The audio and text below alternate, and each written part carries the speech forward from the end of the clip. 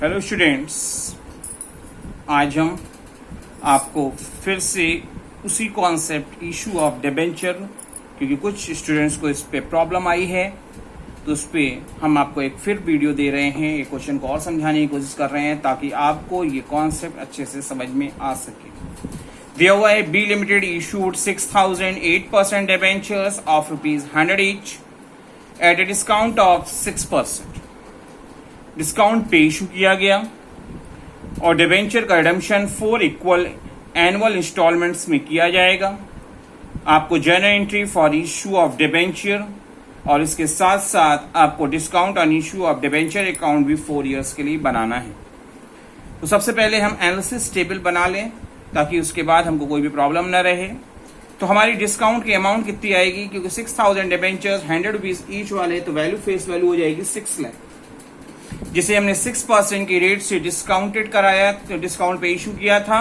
तो 6 लाख का 6% होगा 36,000 वैल्यू आ जाएगी। और इसको हम लोग रिटर्न ऑफ जो करेंगे वो 4 इक्वल इंस्टॉलमेंट्स में कर रहे हैं। कुछ मेंशन नहीं है, तो मान के चल रहे हैं कि फर्स्ट ईयर के एंड में सेकेंड, थर्ड, फोर्थ ऐसे ऐसे पेमेंट किया गया होगा।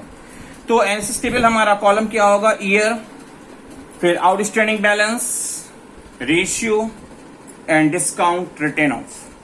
First year, second year, third year and fourth year. First year के एंड में हम पेमेंट कर रहे हैं 6 लाख रुपीज का को 4 इक्वल इंस्टॉलमेंट्स में, मतलब 1.5 लाख रुपए हर साल। क्योंकि फर्स्ट ईयर के एंड में दे रहे हैं तो अनपेड बैलेंस पूरे साल हमारा 6 लाख रुपए बना रहेगा, इसलिए हमारे आउटस्टैंडिंग बैलेंस फर्स्ट ईयर में लिखा जाएगा 6 लाख। फर्स्ट ईयर के एंड में जब हम 1.5 लाख रुपए दे देंगे तो नेक्स्ट ईयर के बिगनिंग में हो जाएगा 4.5 लाख, जो पूरे साल अनपेड रहेगा, क्योंकि हम अब जो पेमेंट करेंगे वो एंड ऑफ द ईयर करेंगे। तो सेकेंड ईयर का आउटस्टैंडिंग बैलेंस हमारा कितना हो जाएगा, 4.5 लाख। फिर हम सेकेंड ईयर के एंड में फिर 1.5 लाख रुपए दे देंगे, तो जो हमारे को इम्पैक्ट थर्ड ईयर में देखने को मिलेगा, और थर्ड ईयर जो बैलेंस जाएगा वो 3 लाख होगा, जो पूरे साल आपका अनपेड बना रहेगा। थर्ड ईयर के एंड में हम फिर पेमेंट करेंगे 1.5 लाख का, तो बैलेंस हमारा 1.5 लाख का होगा, जो फोर्थ ईयर में इम्पैक्ट दिखाएगा, और वो पूरे साल ऐसे ही बैलेंस बना रहेगा। और फोर्थ ईयर के एंड में जब हम पेमेंट कर देंगे तो फिफ्थ ईयर हमारा कोई भी बैलेंस नहीं जाएगा, इसलिए हमको फिफ्थ ईयर का एनालिसिस टेबल बनाने की जरूरत नहीं है। हमारा रेशियो क्या होगा, अगर हम इसको छोटा करें तो हमारा रेशियो होगा 4:3:2:1, जिसे आप 4/10, 3/10, 2/10 और 1/10 कह सकते हैं। क्योंकि 36,000 को आपको 4/10, 3/10, 2/10 और 1/10 के रेशियो में कट ऑफ करना है, तो 36,000 इंटू 4/10 और आपकी वैल्यू आ जाएगी 14,400। सेकेंड ईयर का करेंगे 36,000 इंटू 3/10, तो वैल्यू आएगी 10,800। एंड द थर्ड ईयर में जब हम करेंगे 36,000 इंटू 2/10, तो 7,200। और फोर्थ ईयर में जब हम करेंगे तो 36,000 इंटू 1/10 और हमारी वैल्यू हो जाएगी 3,600। इसकी हमको अकाउंट बनाना है, और जब हम अकाउंट बनाएंगे तो सबसे पहले लिखेंगे discount on issue of debenture account. Column आपको पता है, date particulars amount, date particulars amount. हमने फर्स्ट डेट मेंशन नहीं है, अगर आपको पता हो तो फर्स्ट ईयर की बिगिनिंग डेट आप यहाँ पे मेंशन करना चाहिए आपको। आपने लिखा 2.8% डिबेंचर्स अकाउंट, कितना डिस्काउंट आया था, 36,000। इसको आप फर्स्ट ईयर के एंड में अकॉर्डिंग टू एनालिसिस टेबल की अगर बात करेंगे तो आपका क्या हो गया, बाय पीएल अकाउंट 14,400 आपने रिटर्न ऑफ कर दिया। जो अब आपका बैलेंस कितना बचेगा, 21,600, जो फर्स्ट ईयर के एंडिंग डेट पे बैलेंस सीडी का काम करेगा। और यही सेकेंड ईयर की बिगिनिंग डेट पे आपका ओपनिंग बैलेंस बन जाएगा, और लिखेंगे हम लोग टू बैलेंस ब्रॉट डाउन, क्योंकि बैलेंस बीडी ओपनिंग डेट पे होता है और बैलेंस सीडी क्लोजिंग डेट पे होता है। फिर सेकेंड ईयर के एंड में हमने 10,800 अकॉर्डिंग टू एनालिसिस टेबल पे अगर हम बात कर रहे हैं तो 10,800 हमने रिटर्न ऑफ किया था, तो यहाँ पे डेट डालेंगे second year ending date by P L account 10,800। और अब हमारा बैलेंस बचेगा 10,800 का ही बैलेंस बचेगा, जो बैलेंस आपका थर्ड ईयर की बिगिनिंग डेट में बैलेंस ब्रॉट डाउन का काम करेगा।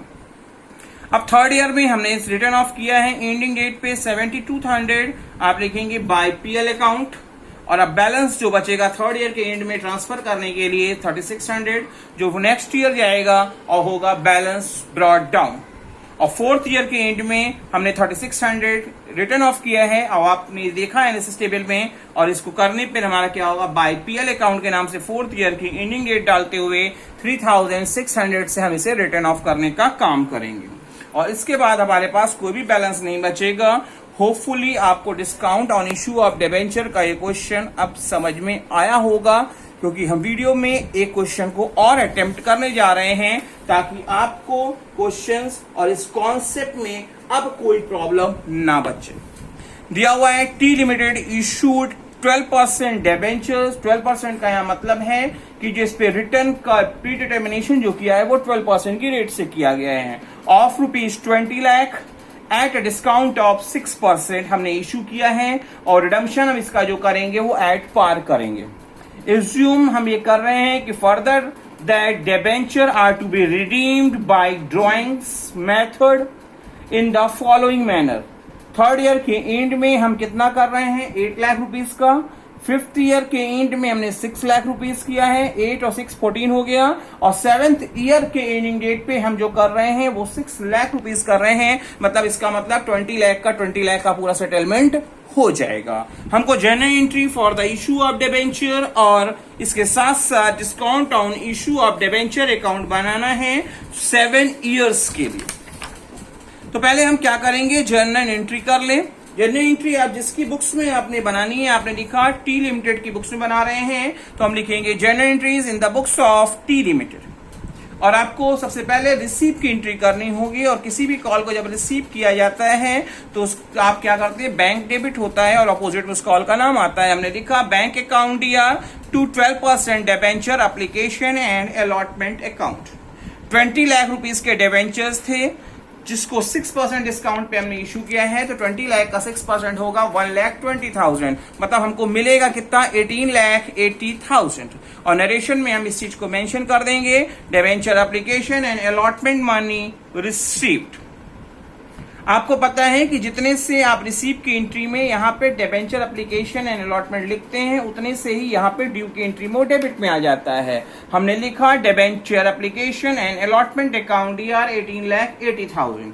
क्योंकि हम 6% डिस्काउंट पे इशू कर रहे हैं और रिडम्पशन एट पार कर रहे हैं, तो 6% का हमको इशू के समय पे नुकसान हो रहा है। हमने लिखा discount on issue of debenture account DR 1,20,000 रुपए का। लॉस को हमेशा डेबिट करना चाहिए क्योंकि नॉमिनल अकाउंट कहता है debit losses and expenses, credit gains and income. लिख दिया 1,20,000। और 12% डिबेंचर्स अकाउंट, हमेशा डिबेंचर्स को फेस वैल्यू से रिकॉर्ड करना चाहिए। क्योंकि हमने शेयर चैप्टर भी जब पढ़ाया था तो वहां पे भी यही बोला था कि शेयर कैपिटल को हमेशा फेस वैल्यू से लिखना चाहिए, वैसे ही डिबेंचर्स को भी हमेशा फेस वैल्यू से ही रिकॉर्ड करना चाहिए, आपको याद होना चाहिए। हमने नरेशन लिखी debenture issued at a discount of 6% and redeemable at par. इसके बाद हम discount on issue of debenture की फिगर क्या आएगी उसको मेजर कर लें और उसके एनालिसिस टेबल हम बना लेंगे। तो हमने 20 लाख रुपीस के डिबेंचर 6% की रेट से डिस्काउंट पे इशू किया तो डिस्काउंट की अमाउंट आएगी 1,20,000 रुपए। इसका हम एनालिसिस टेबल बनाएंगे तो जिसका कॉलम होगा ईयर, आउटस्टैंडिंग बैलेंस या unpaid balance, ratio and discount written off. हमको 7 ईयर्स के लिए बनाना है 1 2 3, ऐसे ही 4 5 6 7 करते हुए स्टार्ट करते हैं। क्योंकि हमने फर्स्ट ईयर के एंड में कोई पेमेंट नहीं किया है, हमने फिफ्थ आपके जो पेमेंट किया है वो थर्ड ईयर के एंड में किया है, फिफ्थ ईयर के एंड में किया है और 7th ईयर के एंड में किया है। तो पहले साल आपने कुछ नहीं दिया, पूरा 20 लाख अनपेड रहेगा। सेकेंड ईयर आपने कुछ नहीं दिया, 20 लाख अनपेड रहेगा। थर्ड ईयर आपने पेमेंट तो किया है वो, बट किया कितना है 8 लाख रुपीज और एंडिंग डेट पे किया है, तो उसका इम्पैक्ट थर्ड ईयर पे नहीं आके फोर्थ ईयर में बैलेंस में चेंजेस दिखाएगा। तो थर्ड ईयर में भी आपका आउटस्टैंडिंग बैलेंस पूरे साल जो बना रहेगा वो 20 लाख का बना रहेगा। फोर्थ ईयर पे आप यहां देखेंगे ऊपर की तरफ, तो आपने 8 लाख जब थर्ड ईयर के एंड में दे दिया तो आपकी बैलेंस कितनी बची 12 लाख। फोर्थ ईयर में के बाद आपने फोर्थ ईयर को कुछ दिया नहीं, आपने थर्ड ईयर में दिया था, पूरे साल बैलेंस बना रहा, फोर्थ ईयर कुछ पेमेंट नहीं हुआ, फिफ्थ ईयर पे यही बैलेंस चला जाएगा 12 लाख। और आपने फिफ्थ ईयर का पेमेंट किया है 6 लाख, बट एंडिंग डेट पे किया है, तो इस साल इसका कोई भी इम्पैक्ट फिफ्थ ईयर में नहीं आके नेक्स्ट ईयर आएगा। नेक्स्ट ईयर जो आपका बैलेंस जो 6 लाख का पेमेंट 5वें साल के अंत में कर रहे हैं, तो 6 लाख रुपए आपका बैलेंस वैल्यू बचेगी। 12 में 6 जाने के बाद 6 ही बचेगा, 6 लाख रुपए जो 6th ईयर का आउट अनपेड बैलेंस होगा। 6th ईयर में कोई पेमेंट नहीं हो रहा है पेमेंट हो रहा है 7th ईयर में, तो यही बैलेंस 7th ईयर तक जाएगा, बट 7th ईयर के एंड में पेमेंट होने के कारण इस साल कोई भी अनपेड बैलेंस में चेंजेस नहीं आएगा। इसका अब हम लोग रेशियो बना लेंगे। जब हम रेशियो बनाएंगे तो 10/48, 10/48, 10/48, 6/48, 6/48, 3/48 एंड 3/48, क्योंकि 7 ईयर्स का है तो आपको 7 रेशियो बनाने पड़ेंगे, जिसको आप अपने इस रेशियो के अकॉर्डिंग राइट ऑफ करने का काम करेंगे। 1,20,000 टोटल ऑफ डिस्काउंट की अमाउंट है। इसको आप 10/48 के हिसाब से जब राइट ऑफ करेंगे तो आपकी वैल्यू आएगी 25,000 for the first year, 25,000 for the second year, 25,000 for the third year, 15,000 for fourth year, 15,000 for fifth year, 7,500 for sixth year and 7,500 for the seventh year। ऐसे आपकी डिस्काउंट के अमाउंट आप return of करने का काम करेंगे। इसके बाद हमको क्या करना है, अकाउंट बनाना है, क्योंकि हम इशू की एंट्री कर चुके हैं। जब हम कौन सा अकाउंट बना रहे हैं, discount on issue of debenture account, जिसका कॉलम है हमारा date particulars amount, date particulars amount, year mention नहीं है, तो आप क्या करेंगे, सबसे पहले आपने लिख दिया फर्स्ट ईयर की बिगिनिंग डेट पे आपने लिखा 12% डिबेंचर्स अकाउंट, 12% डिबेंचर्स अकाउंट। आपकी डिस्काउंट की अमाउंट कितनी आई थी, 1,20,000, 1,20,000 आपकी वैल्यू आई है, जिसे आप फर्स्ट ईयर के एंडिंग डेट पे बाय पीएल के नाम से 25,000 राइट ऑफ करेंगे और आपको बैलेंस जो वैल्यू बचेगी वो बचेगी 95,000, जो नेक्स्ट ईयर की बिगिनिंग डेट, सेकेंड ईयर की बिगिनिंग डेट पे होगी टू बैलेंस ब्रॉट डाउन 95,000 से। फिर सेकेंड ईयर के एंड में हम फिर 25,000 रुपीज पीएल में ट्रांसफर करेंगे और बैलेंस वैल्यू हमारी बैलेंस सीडी जो इस डेट ईयर की एंड में बचेगी वो बचेगी 70,000। ये बैलेंस सीडी थर्ड ईयर की बिगिनिंग डेट पे टू बैलेंस ब्रॉट डाउन होगी 70,000 से, जिससे एंडिंग डेट तक आप जब पेमेंट का रिटर्न ऑफ करने का काम करेंगे बाय पीएल के थ्रू एंडिंग डेट पे, तो आप 25,000 राइट ऑफ करेंगे और अब बैलेंस वैल्यू बचेगी आपकी 45,000। फिर आप जाएंगे फोर्थ ईयर में, फोर्थ ईयर की बिगिनिंग डेट पे आपकी बैलेंस ब्रॉट डाउन होगा और आपने लिखेंगे 45,000 से बैलेंस ब्रॉट डाउन। फिर आप एंडिंग डेट पे जाएंगे और लिखेंगे बाय पीएल अकाउंट 15,000। आपने एनालिसिस टेबल में इस बात को देखा हुआ है। बैलेंस अब आपका बच रहा है वो 30,000 का बच रहा है। बैलेंस सीडी कन्वर्ट होकर फिर बीडी बनेगी 30,000 और अब आप इस साल जो रिटर्न ऑफ करेंगे वो कितना करेंगे, 15,000। बैलेंस बचेगा 15,000, फिर सीडी कन्वर्ट होकर बीडी बनेगी। इस साल अब आप कितना कर रहे हैं, 7,500। ये सारी चीजें आपको एनालिसिस टेबल में दी गई हैं।